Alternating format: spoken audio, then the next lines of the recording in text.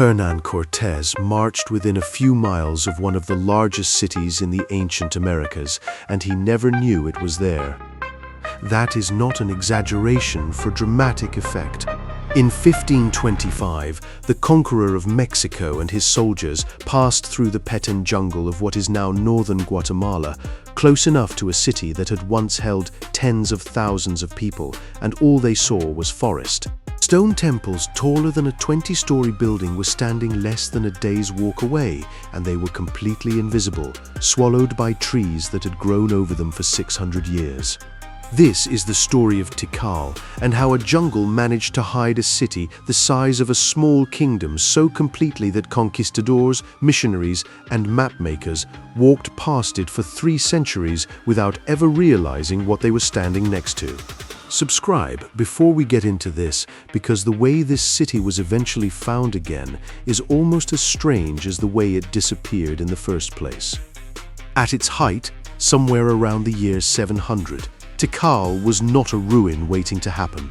It was one of the most powerful city-states in the entire Maya world, a true regional superpower controlling trade routes that stretched from the Yucatan Peninsula down into Honduras.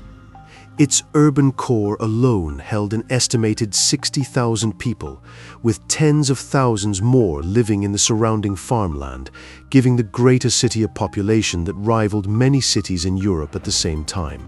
The skyline alone should tell you how seriously these people took permanence. 6 major temple pyramids rose above the jungle canopy, the tallest of them known today as Temple 4, reaching over 200 feet into the sky, roughly the height of a 20-story building built entirely without metal tools, wheels, or draft animals. The city's engineers built reservoirs and channels to capture rainwater across the dry season, a water system advanced enough that modern archaeologists still study it as one of the more sophisticated pieces of hydraulic engineering in the ancient world. For roughly 1100 years, from its founding around 200 BC, Tikal grew, fought wars with rival cities, built and rebuilt its temples, and dominated the political landscape of the Maya lowlands. Then, within about a century after the year 800, it fell apart. The last carved date left at the site is from the year 869. After that, silence. No new construction, no new inscriptions, no new burials of kings. The people did not vanish from the earth. Their descendants live in Guatemala today, but they walked away from this particular city, and they did not come back. Nobody fully agrees on why. The evidence points to a combination of brutal compounding problems. Tree pollen samples from the era show heavy deforestation, the kind of large-scale land clearing you would expect from feeding a population in the tens of thousands. That deforestation degraded the soil, which made farming harder, right around the same time that climate data shows a series of severe, prolonged droughts striking the region. Add in escalating warfare between rival Maya states, competing for the same shrinking resources, and you have a city that simply could not sustain itself anymore. Whatever the exact mix of causes, the result was the same. The plazas emptied out, and the moment they did, something else was waiting to move in. Most people picture nature reclaiming a city the way moss slowly covers a forgotten garden statue, a gentle, almost peaceful process.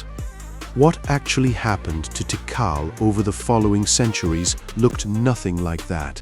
The Petén jungle that surrounds Tikal is thick, fast-growing tropical forest, and tropical trees do not wait for permission to colonize a surface. Within the cracks of stone plazas that had gone unswept for the first time in 1,000 years, seeds from towering forest giants like the ceiba, the silk cotton tree, and various mahogany species began to take root almost immediately. Within a handful of decades, what had been ceremonial courtyards were dotted with saplings, and those saplings were growing roots downward in every direction, searching for water and nutrients with absolutely no regard for the fact that they were pushing through carved limestone. This is where the real damage began, and the mechanism is more violent than most people expect. A root does not gently nudge stone out of its way. As it grows, it thickens, and a root trapped inside a crack in solid rock has nowhere to expand except outward against the stone itself. Archaeologists working at Tikal have documented root systems from massive ceiba trees that grew directly through the cores of temple staircases and palace walls, prying apart blocks of limestone that had been precisely fitted together by Maya engineers more than 1,000 years earlier. One of the reasons Tikal's restoration has taken so long is that in many places, removing the tree that is currently strangling a structure risks bringing down the structure itself, because over the centuries the roots have become part of what is holding the crumbling stone together. While the roots worked from below, the jungle's humidity did its own quiet damage from above. Limestone in a hot, wet climate is vulnerable to constant chemical erosion, slowly dissolving under the combination of rainfall, acidic plant matter, and the thin biological film of algae and fungi that coats nearly every exposed stone surface in a rainforest. This is part of why so many carved faces and glyphs on Maya monuments look softened and blurred today, not because of wind erosion like you would see at a desert ruin, but because of 13 centuries of being slowly dissolved by a living wet environment that never stops working even at night. Then there is what the jungle did to the skyline itself. As trees standing right on top of buried structures grew taller and taller over the centuries, their root systems spread wider, and their canopies began to dominate the same airspace where temple roofs once stood. From any distance, an outside observer would no longer see the geometric outline of a pyramid. They would see what looked like an unusually tall, unusually steep hill blanketed in the exact same unbroken green canopy as every other hill for miles around. The city had not just been covered. It had been visually erased, disguised as ordinary terrain to anyone who did not already know to look twice. This disguise worked for an extraordinarily long time. Local indigenous communities in the region likely never fully lost awareness that the mounds in this part of the forest were not natural, and Guatemalan archives even mention people living in or near the ruins as late as the 1700s. But to the wider world, Tikal simply did not exist. 16th century Spanish friars wrote vague second-hand accounts of a great city hidden somewhere in the forests of the Petén. Rumors passed along without anyone actually finding the place. In the late 1700s and early 1800s, explorers including the famous traveler John Lloyd Stephens, who popularized Maya ruins in the West through his writings on cities like Copan, heard stories during his 1839 to 1840 travels of white building tops rising above the jungle somewhere in this region, but he never reached Tikal itself. The jungle was simply too thick, too remote, and too good at hiding what it had taken. It would not be until 1848, nearly a full millennium after the city was abandoned, that an official expedition finally reached it. Guatemalan officials Modesto Mendez and Ambrosio Tut led the first documented visit, accompanied by an artist named Eusebio Lara, whose illustrations of the ruins were published a few years later and gave the outside world its first real glimpse of what had been hiding in the Petén the entire time. Even then, what they found was not a clean set of ruins ready for a guidebook.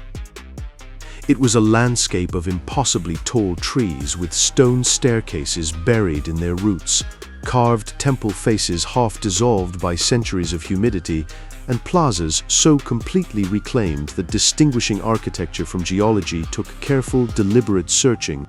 Excavation and restoration work did not seriously begin until the 1950s and 60s, when Guatemala partnered with the University of Pennsylvania to start the slow, painstaking process of stabilizing structures, clearing centuries of root growth, and piecing together a dynastic history.